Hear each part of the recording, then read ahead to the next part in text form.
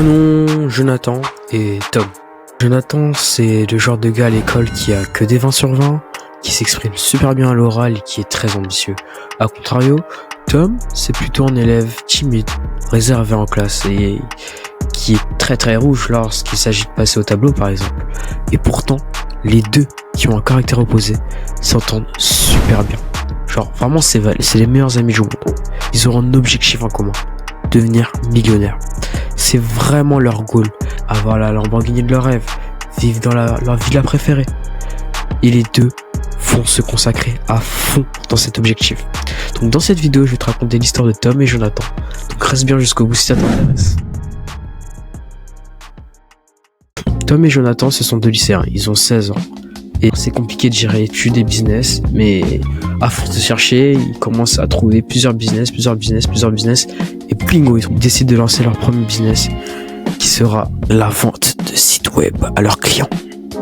Au début, Tom il dit à Jonathan qu'il est un peu sceptique parce que il peut faire les sites web, mais Jonathan lui fonce dans le tas, il dit que ça va le faire, ça va marcher. Et une erreur qu'ils font, c'est qu'ils décident de pas en parler à leurs parents. Leurs parents ne sont pas au courant. Et donc ils décident de lancer ce business. Et Jonathan il disait gros, toutes les entreprises ont besoin d'un site. On va en faire un pour 300 balles et c'est plié. Tom lui il hésitait. Il connaissait rien au code, rien au commerce, mais il voulait pas être celui qui freine le rêve. Alors il acquiesce, il dit oui. Il crée un logo, une agence, une adresse Gmail. Ils étaient fiers, excités, ils se voyaient déjà riches. Alors ils font leur début, ils contactent des clients sur Insta, sur Facebook, et là, personne répond. Ils ont pas une commande, pas un message, rien. Et tu sais ce qu'ils ont ressenti? C'est ce genre de vide quand tu ressens que t'as tout donné. Et c'est à ce moment-là que Jonathan il commence à douter. Et il commence à se dire, peut-être qu'on s'est emballé, non? Tom lui, il serre les dents, il dit non mec, faut pas lâcher, un jour, ça va forcément marcher. Mais la vérité, c'est que la motivation, quand elle n'est pas nourrie par les résultats, elle s'éteint lentement. Tu sais, à petit feu, comme on aime bien dire. Et eux, ils étaient exactement en train de vivre ça. Ils étaient en train de s'éteindre à petit feu. Et un soir, Jonathan il dit, j'ai trouvé une formation, mec, 200 €. Le gars il dit qu'il peut nous apprendre à trouver plein de clés.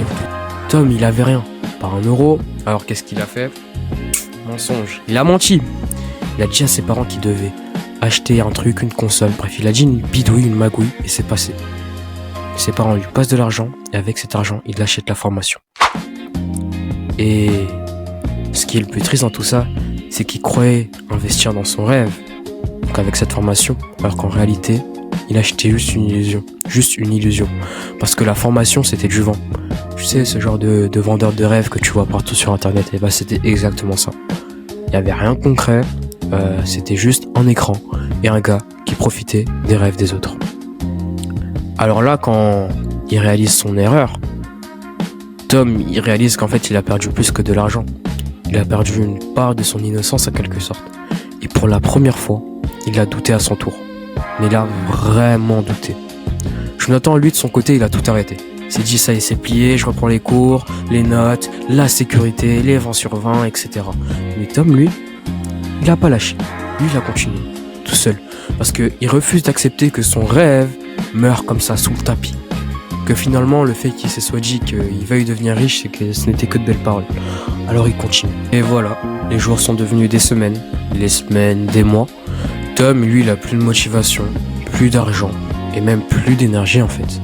Et un matin, il se regarde dans le miroir et il s'est dit, pourquoi j'ai fait tout ça? Et après mûre réflexion, il a trouvé la réponse.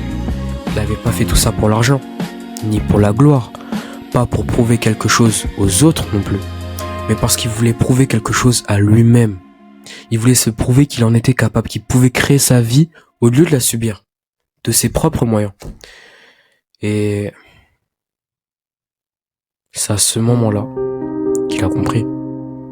Parce que le plus dur finalement, ce n'est pas d'échouer. Le plus dur, c'est d'échouer seul, sans que personne ne comprenne ce que tu as voulu faire, sans que personne voit les nuits blanches, les heures de doute, les idées folles que tu as eues. Juste toi, face à ton rêve qui s'effondre. Et pour être honnête avec vous, Je trouve que c'est vraiment horrible. Et c'est là que je dois te dire quelque chose. Parce qu'en fait, cette histoire que je te raconte depuis tout à l'heure, c'est pas juste l'histoire de Tom et Jonathan. C'est mon histoire. C'est-à-dire que oui, moi aussi, j'ai voulu vendre des sites web sans en parler à mes parents. Oui, moi aussi, j'ai cru que j'étais plus malin que tout le monde à vouloir tenter des trucs à côté du lycée, que je pouvais réussir sans l'aide de personne. Et moi aussi, j'ai payé le prix fort. Pas seulement, tu sais, en argent, ou pas seulement en argent, tu vois, en confiance, en naïveté et en cicatrice en quelque sorte que personne ne peut réellement comprendre. Donc oui, j'ai payé. Mais tu sais quoi? Je regrette même pas en vrai. Je te promets, je regrette même pas. Parce que selon moi, c'est ce genre de douleur qui te forme vraiment. Tu vois, tu l'as déjà entendu, ça paraît bateau, mais c'est quand tu tombes que t'apprends à te relever. L'ombre et la lumière, c'est quand tu échoues que tu découvres qui tu es vraiment. Et aujourd'hui, si je te raconte cette histoire, tu vois, c'est pas pour dire de pas rêver, de rester dans tes bottes, parce que sinon ça sert à rien et tout le monde te juge. C'est pour te dire de oser. Essaye, même si ça va flop, même si tous tes potes vont se foutre de ta gueule, essaye. Parce que, gars, je te jure, est-ce que tu préfères vivre ta vie de lycéen, comme tout le monde, ou oser tenter des choses, essayer, expérimenter des business, même si tu sais que ça va flop? C'est toi qui vaux. C'est toi qui vaux. Et voilà, j'ai voulu illustrer mes erreurs à travers cette histoire. Donc si ça t'a plu, tu peux t'abonner et quant à nous, on se retrouve dans une autre vidéo. C'était Momo, ciao.